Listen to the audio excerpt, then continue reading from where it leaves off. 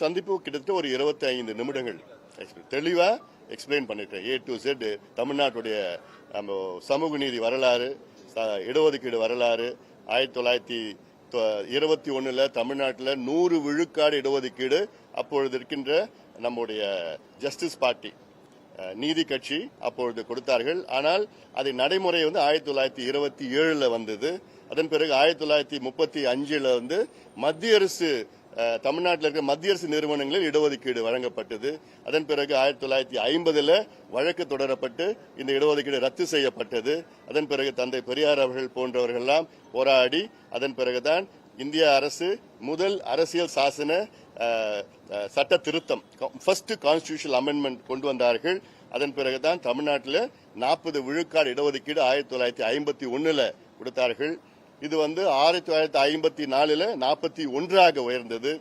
அதன் பிறகு கலைஞர் அவர்கள் ஆட்சியில் 1971 இது 49 உயர்ந்தது.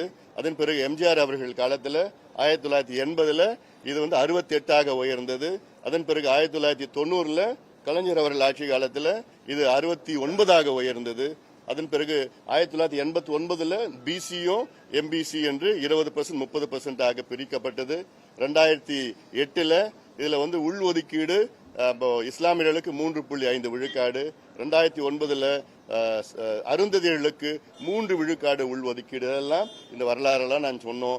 நீதிமன்றத்தில் எப்படி வந்தது, நீதிபதிகள் உச்சநீதிமன்ற தலைமை நீதிபதி கபாடியா அவர்கள் 2010 தீர்ப்பை கொடுத்தார். அந்த தீர்ப்புல தமிழ்நாடு ஓராண்டிற்குள்ளே ஜாதிவாரி கணக்கெடுப்பு நடத்தி 69 விழுக்காடு இடஒதுக்கீட்டை ஏன் அதை நாங்கள் உங்களுக்கு வழங்க தேவை என்று நீங்கள் அதை நியாயப்படுத்தணும், ஜஸ்டிஃபை பண்ணும் அப்படின்னு 2010 சொன்னாங்க.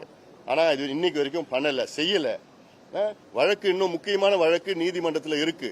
இந்தியாவில் ஒரே மாநிலம் தமிழ்நாடுக்கு மட்டும்தான் 50 விழுக்காட்டிற்கு மேல் இடஒதுக்கீடு வழங்கப்பட்டிருக்கிறது, 69.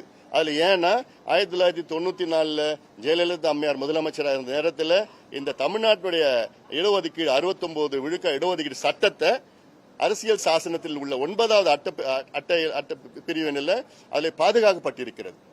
அது கான்ஸ்டிடியூஷனல் அமெண்ட்மெண்ட் செய்து, அதனால இன்னைக்கு அந்த பாதுகாப்பு இன்னைக்கு இருக்கு. ஆனா இப்ப ஜுடிஷியரி என்ன பண்றாங்க, 9th அமெண்ட்மெண்ட்டும் 9th ஷெட்யூல்லையும் நாங்க ரிவ்யூ பண்ணுவோம் அப்படின்னு ஜுடிஷியரி சொல்றாங்க. நமக்கு அதுல அச்சுறுத்தல் இருக்கு. இதெல்லாம் முதலமைச்சர்கிட்ட சொன்னோம். அப்புறம் அது நல்லா கேட்டுக்கிட்டாரு.